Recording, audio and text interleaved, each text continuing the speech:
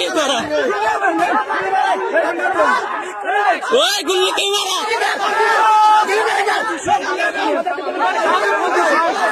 ভারতে 14.5 লাখ সেনা আছে। কত?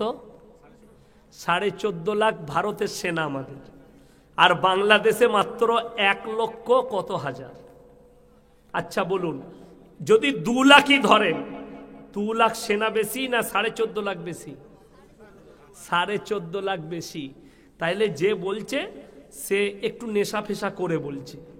খালি কলকাতাতে তো 2 লাখ 3 লাখ সৈন্য আছে পশ্চিমবাংলায়, ঠিক কিনা? 4000 কিলোমিটার বর্ডার খালি পশ্চিমবাংলায় আছে, ভারতে আছে। তার মধ্যে 2000 থেকে 2500 কিলোমিটার খালি পশ্চিমবাংলায় বর্ডার আছে। 2500 কিলোমিটার বাংলার বর্ডার আছে। কত মিলিটারি আছে গুনেছ? হুমকি কাকে দিচ্ছ?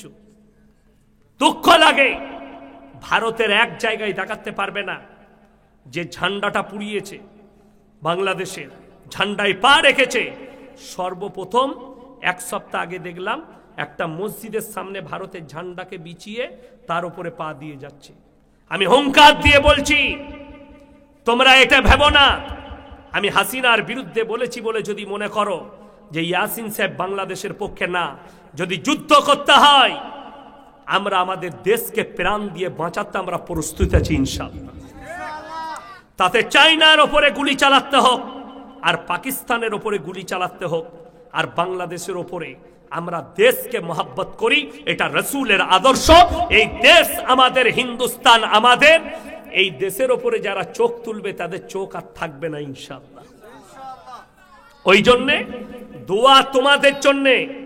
বাংলাদেশের মুসলমানরা আমাদের ভাই। কোন সূত্রে? হাদিস সূত্রে। এক মুমিন আর এক মুমিনের ভাই ভাই। তোমাদের জন্য মহব্বত, তোমাদের জন্য দোয়া, তোমাদের জন্য ভালোবাসা। কিন্তু মাথায় রাখবে, আগড়াম বাগড়াম বকতে যেও না। একজন অবসরপ্রাপ্ত সেনাপ্রধান বলেছে 4 দিনের ভেতরে আমরা কলকাতাকে দখল করব। আমি তাকে দেখে, তার বক্তব্য দেখেই বুঝতে পারলাম লোকটা সুস্থ মস্তিষ্কের লয়, হয়তো ব্রেনটা চলে গেছে। যদি ওকে চিকিৎসা করাতে না পারেন, আমি টাকা দেবো। আমাদের এখানে রাঁচিতে ভালো হসপিটাল আছে পাগলের, সেইখানে পাঠান, একে চিকিৎসা করাবো। কলকাতা দখল করব, তাই না? একটু নেশা করে বলছে। আমি বলবো, শোনো, যেখানে যে সংখ্যালঘু আছে গোটা পৃথিবীতে, যারা সংখ্যা গুরু আছে, তাদের দায়িত্ব হচ্ছে তাদেরকে সুরক্ষা দেওয়া। এটা ইসলাম। যারা বাংলাদেশের মৌলবি আলেমরা উস্কানিমূলক বক্তব্য দিচ্ছে, তাদেরকে অনুরোধ করে বলছি, রাসূল সাল্লাল্লাহু আলাইহি সাল্লামের আখলাককে ফলো করো। নবীজি যেদিনে মক্কা বিজয় করেছেন 5টা বার্তা দিলেন। এটা বাংলাদেশের আলেমদিকে বলছি ফলো করতে, আমার বয়ানটা বাংলাদেশের মুসলমানকে বলছি ফলো করতে। নাম্বার 1, তোমরা বৃদ্ধকে মারতে পাবে না। নাম্বার 2, বৃদ্ধাকে মারতে পাবে না। নাম্বার 3, শিশুকে মারতে পাবে না। নাম্বার 4, আত্মসমর্পণ করলে মারতে পাবে না। নাম্বার 5, কাবা ঘরে প্রবেশ করলে তোমরা মারতে পাবে না। সাহাবীদের হাত বেঁধে দিলেন রাসূল। আর যারা মন্দির ভাঙচুর করছে, ওখানে যারা মন্দিরে ভাঙচুর করছে, যারা নিরীহ হিন্দু ভাইদের উপরে অত্যাচার করছো, তাদেরকে অনুরোধ করছি, তোমরা রাসূলের আখলাককে ফলো করোনি। দাওয়াত দাও ইসলামী পদ্ধতিতে। আল্লাহ যদি হিদায়েত দেয় তো হিদায়েত পাবে। হিদায়েত যদি না থাকে, তুমি তাকে মৃত্যু দিলেও হিদায়েত পাবে না। আমি কয়েকটা মৌলবীর নাম লুব না, উস্কানিমূলক বক্তব্য তাদের শুনলাম, যেটা ভারতের মিডিয়ারাও দেখিয়েছে। উস্কানিমূলক বক্তব্য দিচ্ছে, টিকতে দেবো না, ভেঙে দেবো, তাড়িয়ে দেবো। এমনকি এই ভারতবর্ষ সরকারের উচিত, এই ভারতে মুসলিমরা হচ্ছে সংখ্যালঘু, আমাদের উপর অত্যাচার হলে এর জন্য দায়ী হবে মোদী সরকার। মুসলমানদের যদি এই মসজিদগুলো তলায় বলছে মন্দির আছে, সার্ভে করা হচ্ছে। আমিও বলেছি কলকাতা হাইকোর্টের নিচে একটা মসজিদ আছে, সার্ভে করতে হবে। এটা আমার দাবি, হতেই পারে। প্রধানমন্ত্রীর ঘরের নিচে মসজিদ বেরুবে, সার্ভে করতে হবে, আমার দাবি। এই রকম ভারতের সরকারের উচিত ভারতে যারা সংখ্যালঘু আছে তাদের সঙ্গে খারাপ ব্যবহার না করা, তাদেরকে সুরক্ষা দেওয়া। আজকে বড় কষ্ট লাগে। আমি ভারতের হিন্দু ভাইদিকে বলবো, কিছু গোবরখোর আর মুতখোর উঠে পড়ে লেগেছে উস্কানি দিতে যে মুসলমানদের ঘর ভেঙে দাও, মসজিদ ভেঙে দাও। আজ পর্যন্ত একটা দেখাতে পারবেন না কোনো মুসলমান ভারতে কোনো মন্দিরে গিয়ে একটা ইসলামের ঝান্ডা টাঙিয়েছে। আর আমি হাজারো দেখিয়ে দেব, যখন তারা কোনো জুলুস বার করছে, কোনো পুজোর কিংবা কোনো অনুষ্ঠানের, তারা মসজিদের মিনারে চেপে তারা ঝান্ডা টাঙাচ্ছে, মসজিদের সামনে জয় শ্রীরাম স্লোগান দিচ্ছে। আরে ভাই, যদি মসজিদের সামনেই নাচবি আর মসজিদেই যদি তোরা ঝান্ডা টাঙাবি, তাহলে মন্দিরগুলো ভেঙে সব মসজিদ করে দে। কথাটা বুঝতে পারেননি? আরে মসজিদ তোড় দো, সমস্ত মন্দিরকে ভেঙে দাও আর সব মসজিদ করে দাও, দিয়ে মসজিদের সামনে নাচো আলহামদুলিল্লাহ, কোনো অসুবিধা নাই। তাহলে রাম মন্দির কেন তৈরি করলে? ওখানে বাবরি মসজিদ করতে, সামনে নাচতে। দুঃখ ওইটাই। আরে ভাই, আমরা জলসা করি, আমরাও জুলুস বার করি, করি না? করি না? কলকাতায় অনেকগুলো দল, জমিয়ত থেকে মিটিং হয়েছে, জমিয়তে আহলে হাদিস মিটিং করেছে, ফুরফুরাওয়ালারা মিটিং করেছে। শুনেছেন কোনো মন্দিরে ভাঙচুর করেছে? না। শুনেছেন তারা গিয়ে কোনো হিন্দু দোকানে ভাঙচুর করেছে? করেনি। অবাক লাগে, দুঃখ লাগছে। অথচ দিল্লিতে দাঁড়িয়ে কিছু গোবরখোর আর মুতখোর আমাদের লেগে বলছে, এই নাজিয়া ইলাই খান বলেছে খেয়ে খেয়ে মোটা হয়েছে। আমি তো হারামের খাইনি, হালালের খাই। আর তুই মদ খাস, ওর দলিল আছে আমার কাছে, প্রমাণ আছে, ইউটিউবে দেখেছি আমি, ফেসবুকে মদ খাচ্ছে। তো তুই হারামের শরীর, তোর শরীর মোটা হবে কি করে? তোর শরীর সুস্থ হবে কি করে? আল্লাহর কৃপায় হালাল খাবার খায়। আর এই নাজিয়া ইলাই খান, তুই তো গোবরখোর আর মুতখোর। अल्लाह के कृपा से मैं गोश्तखोर मौलवी हूं। আমি গোশ খাই, গরুর মাংস খাই, বকরির মাংস খাই, দুম্বার মাংস খাই, অসুবিধা নাই। দেশি মুরগি খাই। আর তুই খাস গোবর আর মুত। গোবর আর মুত খেলে তোর চেহারাটা, তোর ঠোঁটগুলো, মুখটা একবার আয়নায় দেখবি, বুঝতে পারবি তোকে কিরকম লাগছে। আমি বলবো, आईने में जरा चेहरा देख लो और पूरे बंगाल के मुसलमान को, हिंदुस्तान के मुसलमान को हमारा चेहरा दिखा दो, तुमको मूतखोर और गोबरखोर बताएंगे और हमको बोलेंगे ये मौलवी हलाल खाने वाला है। বড় কষ্ট লাগে। একটা কুকুরের বাচ্চাও জানে যে আমাকে মুত খেতে হবে না, আমাকে দুধ খেতে হবে, ঠিক কি না? এই আমাকে কিছুদিন আগে একটা অমুসলিম ছেলে ফোন করেছিল, স্যার আমি আপনার বক্তব্য শুনি, আলহামদুলিল্লাহ খুব ভালো, আল্লাহ তোমাকে হিদায়েত দে। বলছে প্রবলেম একটা আছে। কি প্রশ্ন করব? করো। বলছে আমার প্রশ্ন মৌলী সাহেব একটাই। কি প্রশ্ন? আপনারা গরুর গোশত খান? খায়। গায়ের গোশত খান, আবার গায়ের দুধও খান? আমি বলে হ্যাঁ। বলে আপনারা মায়ের দুধ খান না? আমি বলে হ্যাঁ। বলে মায়ের গোশত কেন খান না? সারা দারুণ প্রশ্ন। আমি বললাম আমি উত্তর দেবো। বলে দেন। আমি বলে টিকতে পারবি তো লাইনে, গালি দিবি না? বলে না স্যার বলুন। আমি বললাম তুমি গোবর খাও? বললে জি। গরুর মুত খাও? জি। আমি বললাম মায়ের গু আর মুত খাস না কেন? কথাটা বুঝতে পারেননি তো? সে সঙ্গে সঙ্গে আমাকে গালি দিল কয়েকটা। আমি বললাম ভাই আমার উত্তর নিতে পারবে না, আগেই বললাম। গালি কেন দিচ্ছ? আমি ফোনটা কেটে দিলাম। ফেসবুকে গালি দিচ্ছিল, ব্লক করে দিলাম। আমি বলেই দিলাম যে এমনি আমি গাল খাওয়া লোক, আমার উত্তর নিতে পারবি না, চাপের উত্তর দু। বড় কষ্ট লাগে, দুঃখ লাগে। এই কিছু পাখান্ডি লোক আমাদের দেশে, এই দেশটা কাজী নজরুল ইসলামের দেশ, এই দেশ নেতাজি সুভাষচন্দ্র বসুর দেশ, এই দেশ হোসেন আহমদ মাদানির দেশ, এই দেশ শাইকুল হিন্দ রহমতুল্লাহ আলাইহির দেশ। এই দেশ গোবরখোর আর মুতখোরের লয়। এই দেশটা আমাদের। যতটা রক্ত তুমি দিয়েছ, অতটা রক্ত আমরা দিয়েছি। 56,000 আলেম খালি দেশের জন্য নিজের গর্দানটা দিয়েছে, তবে এই দেশ স্বাধীন হয়েছে। আর বাংলাদেশের মানুষকে অনুরোধ করব, আগড়াম বাগড়াম বকো না, ভুলভাল বকো না। কলকাতা দখল করার স্বপ্ন দেখছো। বাংলাদেশের এক হারামখোর আছে আবরারুল হক আসিফ, সে প্রেমের প্রমোট করে। সে বলছে তোমার যদি কোনো মেয়েকে পছন্দ হয় তাকে প্রপোজ করে দাও। আমি একটা জলসায় বলেছি, তা বাজারে যদি তোর মাকে দেখে আর আমার ভালো লাগে তো তোর মাকে আমি আই লাভ ইউ বল দেবো? পাগল ছাগলের কথা নয় এটা, এটা ইসলামে জায়েজ নেই। প্রপোজ করাটা ইসলামে হারাম। যুবক শুনে যাও, কোন মহিলাকে যদি তোমার মেয়েকে পছন্দ হয় তার বাড়িতে তুমি শরীয়ত সম্মত প্রস্তাব পাঠাবে বিবাহের। যদি তোমার তকদিরে থাকে হবে, না হলে হবে না।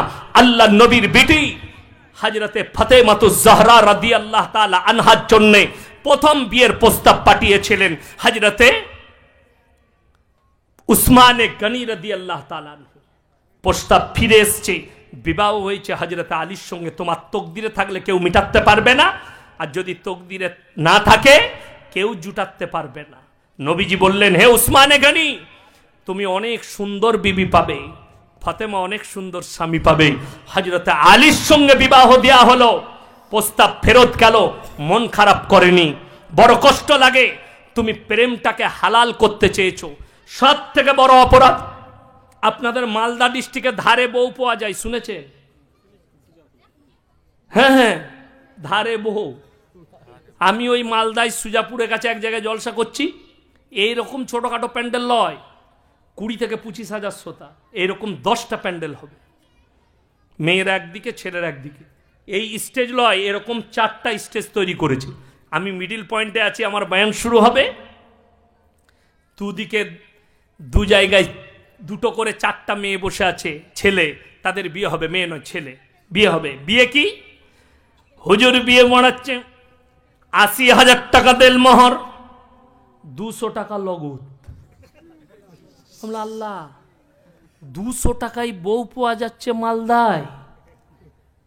তারা যখন সব শেষ হয়ে গেল, আমি দেখলাম খুতবা পড়বো না, আগে এইটাকে ছেড়ে নি, নাহলে বেচারাটা চলে যাবে।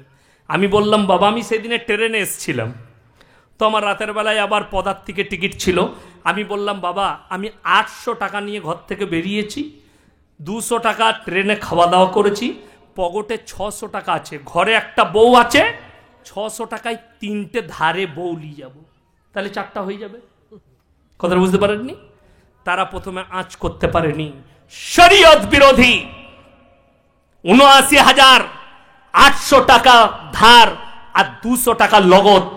এরা কিভাবে দিনকে বিকৃত করছে। যে মৌলবি নিকাহ পড়াচ্ছে সেও বলতে পারছে না এটা ইসলাম শরীয়ত বিরোধী।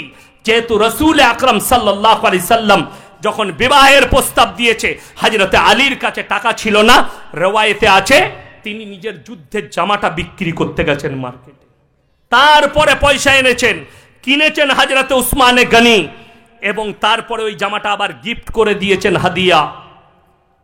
তারপরে বিবাহ করেছেন লগত টাকা দিয়ে। আরে 5,000 টাকা দাও, কিন্তু লগত দাও, লোক দেখানি পয়সা দিয়ে লাভ নেই। এই জায়গায় পৌঁছেছে। আজকে ছেলে মেয়ের বিয়ে ঠিক হচ্ছে, কোনো প্রয়োজন নাই। ঠিক হয়েছে তো? হ্যাঁ হ্যাঁ ঠিক হয়ে গেছে। এরপর কি করবে? ঠিক হওয়া মাত্র ছেলে এইছে দেখতে, একটা মোবাইল নিয়ে এসছি, এটা তোমার লেগে গিফট এনেছি, গিফট দিয়ে চলে গেল বাম্মার সামনে। ছেলে গিফট দিয়ে গেল, হারামখোর মোবাইলে সিম ভরিয়ে দিয়েছে। এই রাতের বেলায় চালু করেই দেখছে সিম ভরাই আছে। কি বুঝলেন? হ্যালো, প্রথম ফোন লাগাইছে একদম জানের সদর্গে, কেমন আছো? ভালো। এই যে কথা শুরু করলে, ফজরের সময় শেষ। এরপর যখন ফোনটা রেখে দিবে, ঘরে সবাই উঠে পড়বে, রাখছি। রাখবে? একটা দিবে না। আরে যারা বুঝার তারা বুঝে গেছে, হাসছে দেখো কিরকম। নাউজুবিল্লাহ। হারাম। সেই দুটো পরিবার, এই দুটো ছেলে মেয়েকে জিনায় লিপ্ত করে দিল। শরীয়ত বলছে এটা ইসলাম সম্মত হারাম। যতদিন না ইজাব কবুল করানো হচ্ছে, শরীয়তে হারাম। বিবাহ হয়ে যাবে, তা না হলে যেদিনে মোবাইল দিয়া দিয়ে হচ্ছে ওইখানে বিবাহ করে দাও। অনুষ্ঠান পরে করবে দরকার পড়লে। বিবাহ হয়ে গেল, কথা বলুক আর একসাথে শোক, শরীয়তে হারাম নয়। আমরা এই ভুলটা করি। আপনারা বলুন, বিয়ের একদিন আগে বিয়ে ভাঙতে পারে না পারে না? বিয়ের দিনে বিয়ে ভাঙতে পারে না পারে না? যাদের মনে হয় যে বিয়ের দিনে বিয়ে ভাঙবেন, আমাদের বর্ধমানে গোস্তর বালতি নিয়ে মারামারি, বিয়ে ভেঙে গেল। হ্যাঁ, বাংলাদেশেও তাই। 2 পিস গোস্ত কম দিয়েছে, চামচটা তুলে চালিয়ে দিয়েছে। দেখে যা লাঠি নিয়ে মারামারি, বর পালিয়ে গেল, মেয়ে বসে রইল, বিয়ে ভেঙে গেল। এইটার নাম হচ্ছে তকদির। 1 মিনিট আগে বিবাহ ভেঙে বিচ্ছেদ হয়ে যেতে পারে। ওই জন্যে বিবাহ সম্পূর্ণ হবে, তারপরে তুমি ফোনে কথা বলবে। আমার বিয়ে ঠিক হয়েছিল নিজের ফুপুর মেয়ের সাথে। আমি বিয়ের দিন পর্যন্ত তার ফোনেতেও খোঁজ নিইনি, কি করছে না করছে, ফোনই আমি করতাম না। একবারই বিয়ে করতে গেছি। আর যুবক দিকে বলছি, বিয়ের আগে যদি ফোনে কথা বলে সময় শেষ করে দাও, বিয়ের রাতে মজা পাবে না। গল্প করি, বিবাহিক জীবন সুখী হবে না। জিনায় লিপ্ত হইও না। কোন ভণ্ড হুজুরের কথায় প্রেমকে বৈধতা দাও না। প্রেম ইসলামে জায়েজ। মায়ের সাথে, বোনের সাথে, বিটির সাথে, আত্মীয় স্বজনের সাথে, এটা মাথায় রাখবেন। কিন্তু তোমরা যেটা বলতে চাইছো, hello come here I love you, ওটা শরীয়তে হারাম, ইসলামী শরীয়তে জায়েজ নেই। যদি বলেন আমাদের সমাজে হারাম আওলাদগুলো কিভাবে প্রমোট পাবে, মারাত্মক দলিল দিয়ে যাচ্ছি। আজকে দেখুন, আমাদের সমাজে সব থেকে বড় বিপদের নাম হচ্ছে পরকীয়া। বিবাহিত মহিলারা বেশি জড়িত হচ্ছে পরকীয়ায়। স্বামী ছেড়ে অপরের সঙ্গে সম্পর্কে জড়িয়ে পড়ছে। তার মারাত্মক কারণ হচ্ছে মোবাইল, মোবাইল এবং নগ্নতা। অনেক যুবক পরকীয়ায় জড়াচ্ছে, তার কারণ হচ্ছে মোবাইল। যদি বলেন কেমন করে, এখন সব থেকে বাজার বেশি কাদের? যে মেয়েরা ফেসবুকে যত ভালো ছবি ছাড়বে, তার বাজার তত বেশি। কথাটা বুঝতে পারেননি? শাহরুখ খানের বয়স কত? 60 বছর। কত বললাম? 59 থেকে 60। আচ্ছা, 59 বছর যে লোকটার বয়স, সে তো ইয়ং একদম নাকি না বুড়ো? বুড়ো। 60 বছরের একটা বুড়ো, সে যখন ফিল্ম করছে, তাকে ফিল্মে দেখানো হচ্ছে একটা 24-25 বছর যুবকের মতো। ঠিক বললাম না ভুল বললাম? সেটার কারণ কি? সেটা হচ্ছে মেকআপ। কি বললাম? মেকআপ। তুমি যে নায়িকাটাকে দেখছো, সেই নায়িকার অরিজিনাল চেহারা দেখলে তোমার ঘৃণা লাগবে, বিশ্বাস করুন। আপনারা ইংল্যান্ডের মেয়েদিকে দেখেছেন তো, কত সুন্দরী? দেখেছেন দেখেননি? মোবাইলে দেখেছেন। আমি বোম্বে এয়ারপোর্টে দাঁড়িয়েছিলাম, তো বসেছিলাম আমি, তো পাশের সিটে একটা ইংরেজদের মেয়ে বসেছিল। বিশ্বাস করুন, তার স্কিন দেখে আমার গা ঘিন ঘিন করছিল। কিন্তু তাকে যখন মোবাইলে তার ছবি দেখবেন, মনে হবে মারাত্মক। সেটার নাম মেকআপ। যে বোকা মূর্খ ছেলেরা নায়িকার ছবি দেখে মনে হচ্ছে আমার বিবিটা সুন্দরী নয়, ওরে মূর্খ, তোর বউটাকে একবার মালদার পার্লারে নিয়ে যা, দে মেকআপ করে নিয়ে আয়, ওই নায়িকার থেকেও সুন্দর লাগবে তোর বউকে। কিন্তু আমাদের মায়েদেরও দোষ আছে, এবং মেয়েরা বলবে আল্লাহ আমরা কি দোষ করলাম? সব থেকে বড় অপরাধ তোমাদের, মায়েদের কি দোষ? আল্লাহ রসুল সাল্লাল্লাহু আলাইহি সাল্লাম বলেছেন, মেয়েরা সাজসজ্জা করবে, কিন্তু কার কাছে? স্বামীর কাছে। আমার মায়েরা স্বামীর কাছে সাজে না।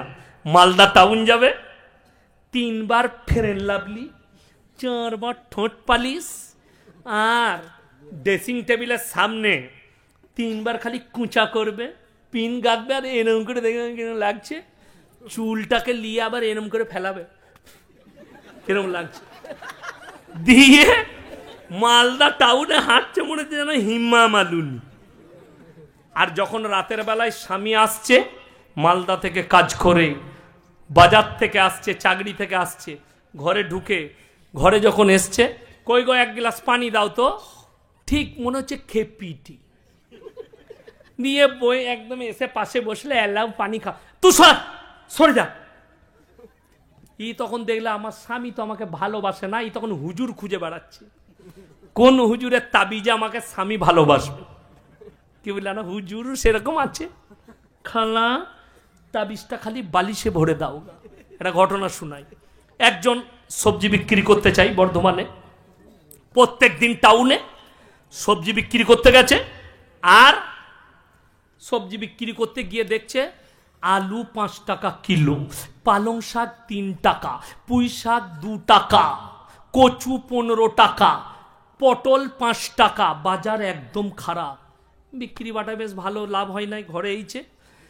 খালা তখন বলছে কই গো আমাকে 100 টাকা দাও। চুপ কর, জ্বলিয়ে দিলি তোরা। মানে আর মিজাজ খারাপ, বিক্রি বাটা হয় নাই। ই তখন খালা মনে মনে ভাবছে আমার ওপরে চটে গেছে, হুজুরের কাছে হাজির। আমি খালি চিন্তা করি আপনি যান কলকাতায় নাহলে মালদায় কোনো ল্যাবেতে রক্ত দেন, রোগ ধরা পড়বে না। আমাদের দেশের কিছু ভণ্ড আছে এরম করে জামা মেপে, বিরাট গোলমাল তো। আর মেয়েরা কি মনে করে জানেন, হেলো জামা মেপে রোগ বলে দিচ্ছে। এই জামা মেপে বলছে খালুর অবস্থা খুব খারাপ, তোমার ঘরে আর কে কে আছে? বলছে আমার আরো 2টো যা আছে। বলছে তাদের সঙ্গে সম্পর্ক বলে একদম গোলমাল, কথা নাই তোমার। এই দেখলে তীর পেয়ে গেছি মারার। বলে তোমার বড় যাটা গোলমাল করেছে। হুজুর কি করতে হবে? আমি যে তাবিজটা দিচ্ছি 1001 টাকা লাগবে, তুমি গিয়ে খালুর বালিশের তলাতে ভরে দেবে। খালুর তলায় ভরে দিয়েছে, বালিশের তলায়। 3 দিন পরে খালু আবার গেইছে সবজি বেচতে। পটল 70 টাকায়, আলু 50 টাকা, পালং শাক 100 টাকা, ভেন্ডি 150 টাকা, শসা 150 টাকা, একদম বাজার ফুল। ঘরে এসে বলছে এলে খেপি 500 টাকা রাখ। এই মনে মনে ভাবছে তাবিজ দারুণ কাজে লেগেছে। কত পাড়ায় থালা ধুচ্ছে আর মেয়েদিকে বলছে ওলো অমুক মলবির কাছে গেছিলাম, তোর খালু আমাকে দেখতে পারত না, এমন তাবিজ ভরেছি তোর খালু একদম সুজা হয়ে গেছে। কিন্তু এরা জানে না যে বাজার ভালো বলে আজকে দিয়েছে, আবার যেদিনে খারাপ হবে সেদিনে আবার তুই বুঝতে পারবি। সমাজে মৌলবীদের বাজার এইভাবে চলছে। আপনাকে আমি ইমানদারির সঙ্গে বলছি, রাতের বেলায় মালদা স্টেশনে নেমে একা হেঁটে আসবেন, আপনার চপ্পলের আওয়াজে মনে হবে পেছনে আর একজন হেঁটে আসছে। ঠিক বললাম না ভুল বললাম? মনে হবে কেউ আসছে। যাদের মন দুর্বল হবে ঘরে এসে বউ ভয় খেয়ে গেলাম তো, পেছনে কে হেঁটে আসছিল জানে। বলছে তাই নাকি? সকালবেলায় চিন্তা নাই তোমার একটু? বহু তাড়াতাড়ি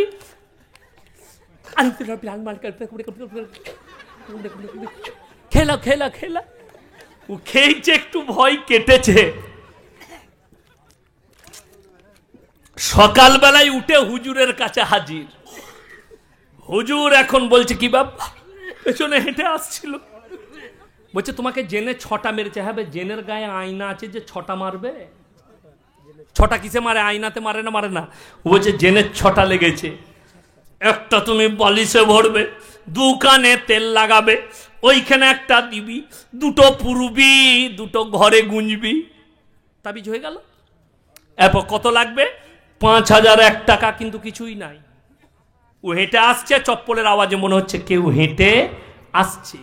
মৌলবীদের বাজার এই করে চলছে। আল্লাহ হিফাজত করুক। সমাজটা হারামের আওলাদে ভরে যাবে। যদি বলেন কি করে?